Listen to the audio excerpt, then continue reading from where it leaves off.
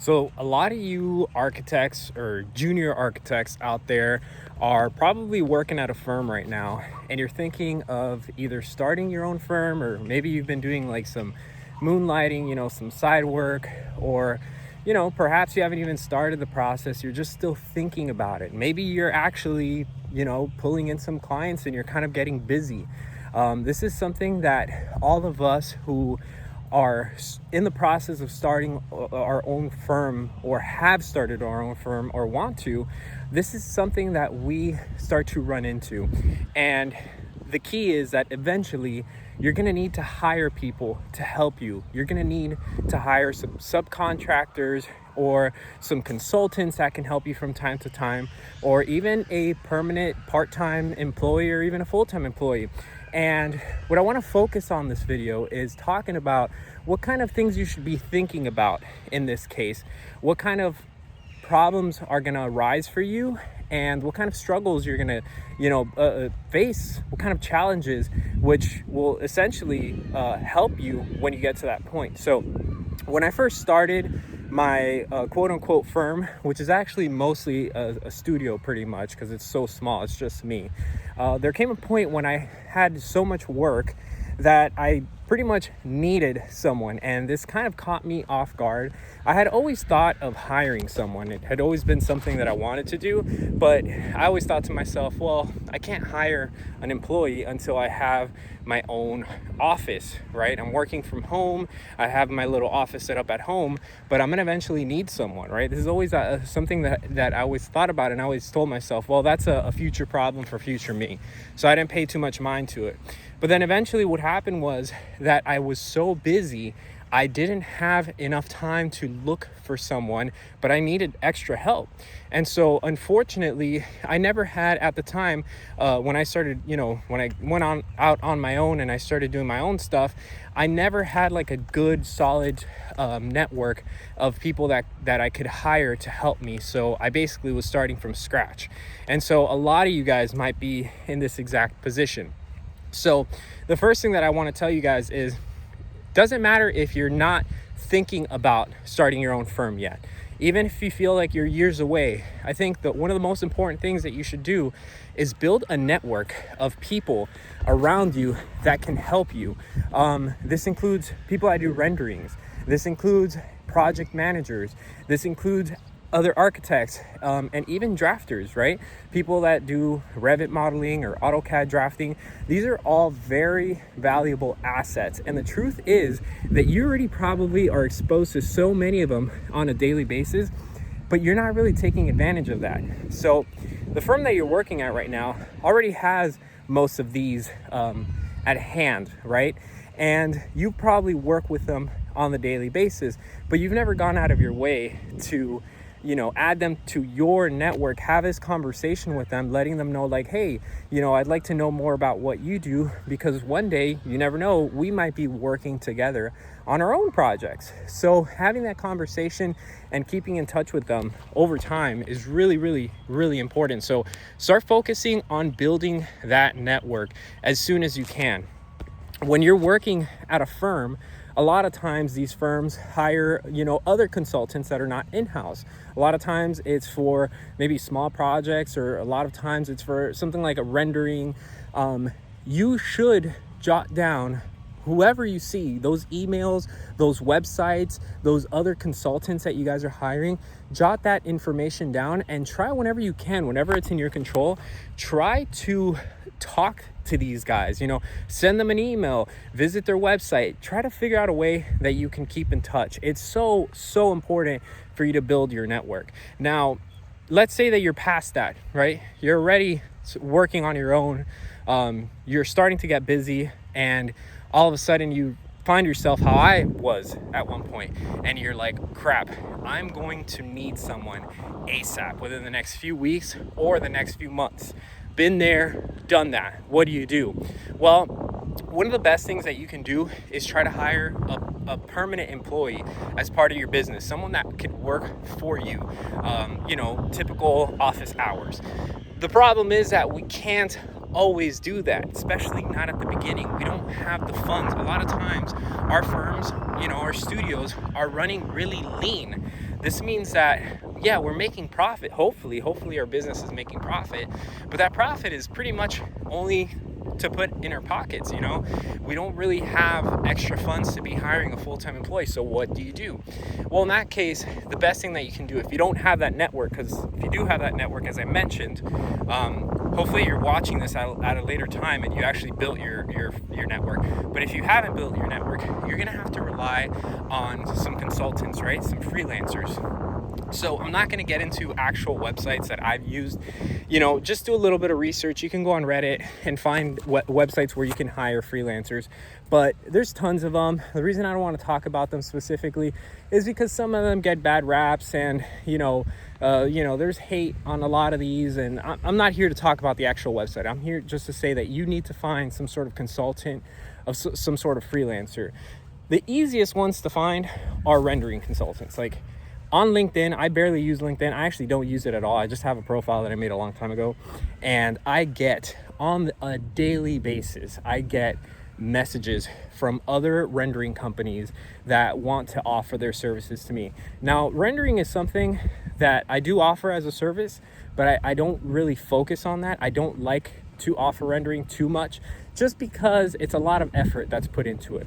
But making an account on LinkedIn and start creating your network there, that's a good way to get people to reach out to you, right? But if you need someone else, right, you need some drafters, you need someone that could maybe even manage your projects or redline. You can find freelancers that do all of this. You can find consultants for all of that pretty easily on some of these freelancing websites. And something that I've actually done in the past is I'll go on Google, right? I'll go on Google Maps and I'll start out like going on different areas, different cities, different towns, different parts. Like, you could zoom out and just type in BIM services if you're looking for someone to do Revit, or you can do drafting services and start to reach out to these guys. A lot of times these guys will put their personal phone number where you can just text them, because to be honest with you, when I'm looking for a freelancer, I like to be able to communicate with them quickly. So I like to be able to send out a message and hopefully get a response within the next couple hours, letting me know what their fee is, and what their turnaround time is, and most importantly, their availability. Because that's one of the biggest struggles that you guys are going to get, that you guys are going to find is such a challenge, is finding not only someone that is willing to do your projects for you, but that is available. A lot of freelancers that I've worked with in the past, they are not available ever. They're just so busy because they're good. They're good at what they do. They're on top of the ball, and they're just always requested. People seek out these high level employees. And a lot of times you'll notice that if you are able to find one, maybe their fee is out of reach. So that's why I focus so much on building this network. If you do end up finding someone, then it's important for you to keep that contact forever, right? Keep in touch with them. Even if you're not giving them work immediately, keep in touch with them, see how they're doing, let them know that, hey, you probably don't have a project right now this very moment, but you will soon. You're actively looking. And here's another little tip for you guys. I think one of the biggest challenges to growing your own studio, your own architecture firm, is the fear of delegating. This is not something that's unique to architects. This is actually just something in general business. When you've spent so much time, so much effort creating your business, to create your company, there comes a time when you have to, give the ropes to someone else to help you. It's like handing your baby over to someone else. You're not going to feel comfortable doing that. But let me tell you that kind of mentality is what keeps you down. You having to delegate tasks is an essential part of being a successful business owner, not only in architecture, but in all businesses. The challenge is how you delegate these tasks, right? Because you're going to see what's going to happen is when you first start to delegate some of these tasks, you might give them too much. You might not give them enough. You have to find that balance. Like, I'll give you a great example here. Something that I never, ever have someone do is dimensions. I never like, when I hire someone, when someone's working on one of my projects, I don't like for them to dimension the plans at all, or even annotate them. And I'll tell you why. Number one, people don't think about dimensioning. The average person doesn't really think about dimensioning. They just throw in dimensions like, here's some dimensions, whatever. They don't think about that these dimensions are being used to calculate. They're not thinking about that these dimensions are being used to build. And so they just throw a lot of dimensions. There's a lot of redundancy. They don't read clearly. They're overlapping with a bunch of stuff. So it's just a disaster. So in my experience, I've just realized that it's easier to have people work on the actual project and leave all the annotations to me. Now, the second reason why I like to do that is because if I'm working on a model, let's say I'm working on a single family residential house, which is what my bread and butter is, since I'm not modeling it, since I'm not drafting everything from scratch, I might not be super connected to it at the beginning of the project. So sitting down to draw those dimensions, sitting down to annotate, it starts to make me understand the project a little bit better. And by doing that, I'm able to see things that I would have missed if I would have been the one to create these plans myself, to create these models myself. Because I'm seeing it from like a fresh start. It's almost like I've never seen this project before. I have, right? But it's almost like I haven't because I didn't spend the time to build a model. Then by me dimensioning and annotating it, I'm able to now understand what's going on, and I'm able to ask questions, the questions that maybe the client would ask me. So that's something that you guys are gonna have to learn on your own when you do start working with other contractors, with other freelancers, with other employees. A lot of times, you know, and I've been there. So I've been at the level where I have bosses on top of me. And when I was at that level, I had a lot of bosses get mad at me because I didn't do things the way that they wanted. And a lot of the arguments were based on annotations. Annotations, every architect in the world has a very specific way of annotating things. They like to left justify over here. They like to have dimensions over here. They like to write notes over here. It's so hard to teach that to someone else. I mean, you could, but it's so hard to teach that to someone else. So my advice to my old bosses would have been, hey man, you should take over that, or hire someone that just does that, right? It sounds like a terrible idea, but that's what builds consistency in all your plans. So learn to delegate things, and don't be afraid of delegating. It's hard, I'm telling you. And it's like one of those things like running. If you start running today, it's gonna be very difficult. But if you do it every single day for weeks and weeks and weeks, you're gonna be able to break some milestones, and you're gonna get comfortable with running. And it's the same thing with delegating and running your own business.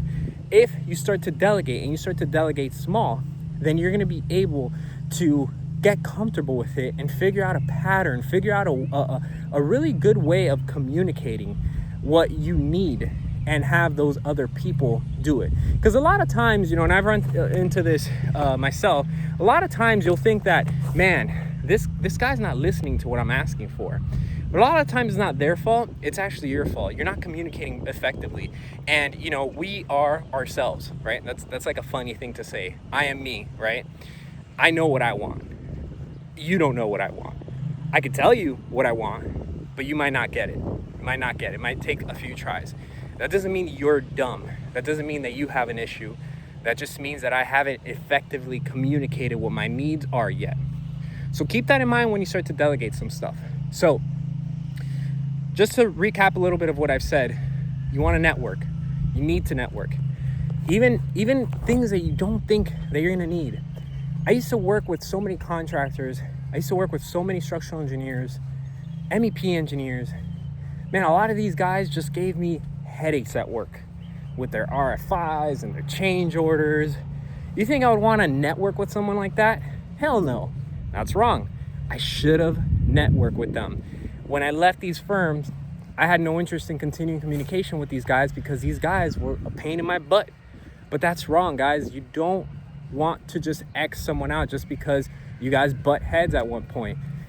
It's almost like every communication you have with every consultant or anybody on a project, that's project by project basis. That doesn't mean that that person's going to be like that on every single project. So keep your networks tight, you know, grow those networks as much as you can. Invite everybody to be part of it, honestly. And I'm not talking about LinkedIn. LinkedIn is just a tool. I'm talking about you yourself, your phone, a notepad, get numbers, get emails, check up on these guys as often as you can so that when you do need work, You're not running around looking for people. You have your network ready to go. Second of all is, if you don't have a network, or if you need someone now, start to look at some of these freelance websites. There's a ton of them. Start to reach out via Google websites. You know, if you go on people's websites, if you put like drafting services on Google, you're gonna get a lot of phone numbers and emails, and you can start to send emails. Like take 1 hour. You know, even if you don't have a project. Let's say you have a project that's in the pipeline. It's gonna be probably 3 months before you get that project. You gotta start now. You gotta start networking now.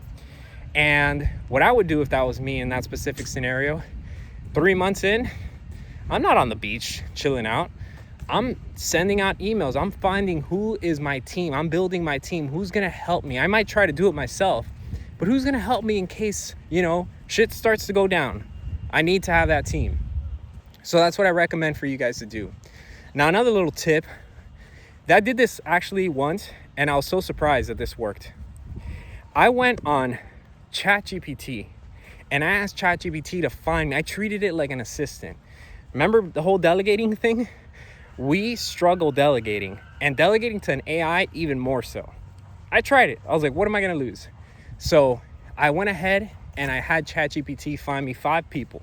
I didn't care who they were. I just told it, find me 5 people that you think would be able to accomplish this job. And it gave me a list. And in some cases, it gave me a WhatsApp number. In some cases, it gave me their cell phone number. In some cases, it gave me their email address. I reached out to all 5. When I reached out to all 5 of them, it's ChatGPT, man. I thought I was like contacting Pizza Hut for all I know. So I tell them, do you do Revit services? Do you do rendering services? Do you do, you know, architecture services? And all 5 of them said yes. And I was able to hire one of those and work with them to finish a project. So that's pretty incredible. So that goes to show you that you never know what kind of tools, even if like at first glance you're like, this is not gonna work, you never know what may or may not work. And that being said, you know, trying to stay away from like social media websites like Reddit. I mentioned Reddit at the beginning because Reddit is a really good place to search up things like this. It's also a great place to network, by the way. I've actually met quite a few developers from Reddit, which is pretty funny. I've had people reach out to me wanting to do work for me based on posts that I've made on Reddit, but I've never really hired someone from there, so I don't know if it's going to be good quality. It's a risk, you know, if they have a website or if they have some sort of online portfolio, it might be worthwhile. But what I was saying about Reddit is that a lot of I've noticed this, that on Reddit a lot of people tend to be very negative, and so I just wanted to say to be careful with that. Be careful with what you read on Reddit about certain websites that you're thinking of using. Like if you find a freelancing website and you know, you see a lot of Reddit posting like, this place sucks, this is terrible, it's a scam. All I'm saying is be careful. It may be true, but just keep in mind that Reddit tends to be a very negative place, so just be careful with that.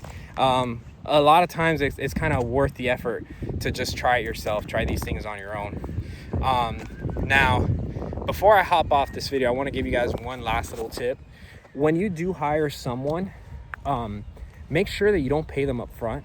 I've had contractors that will ask for money up front. I've never done it. I've actually gotten lucky in my field. Now, when I provide services, I request a retainer. It's just part of what I ask for. So I need a retainer to get started on work, especially since I'm so busy. I don't need someone, you know how many times I send proposals out and they just ghost me. They don't respond to my proposal or anything like that. So I'm very busy. I don't really have time to be, doing free work. So as someone who's providing this service, I expect a retainer. Yet when I hire someone, especially right off the bat, I struggle to give them a retainer because I've never run into this problem, but man, this is so common. People will hire someone and then that person will do work for them and either A, lie and not do the work and they ran off with their small little deposit, or B, they'll do really shitty work and then they'll try to justify the crappy work and then they already kept your payment and they don't want to give it back, and it's just a headache. So guys, be very careful with that. You know, there's websites for like escrow that you can use, that the money could be put in the account. Or what I've done in the past is I start them with a very small task. You know, I'll say something like, I don't know, model me the outside of this house, right? Break up a project into milestone. Like if I need the whole house done, like I need everything, I'll break it down into milestones, and I'll say, well, let's start out with the exterior. The fee that I have for this project is X amount, and I'll give you 10%. You know, the 10% is about the amount of work that you have due right here. So do that amount of work and I'll pay you immediately. And that, I've never had to do that too many times. I mean, I've done it a couple times, but for the most part, you know, a lot of these contractors, if they're experienced, these freelancers, they'll tell you like, hey, I'll do the job. I'm going to risk it. I'm going to risk you not paying me. And it's always worked out. It's always worked out on both of our ends, but I could imagine that some of these guys have gotten burnt, and that's why they ask for a retainer as well. But that's basically the gist of today's video, guys. Let me know down in the comments if you have any specific questions, something that you wish I would have touched upon on this video. And I'll respond in the comments, and if not, I'll give you another video probably tomorrow or the next day where I talk about the kind of questions that you guys are having related to this topic here. Now, if you guys come up with another topic that's not part of this video, I'd be happy to answer that as well. So drop your comments, guys, and I'll talk to you soon. Peace out.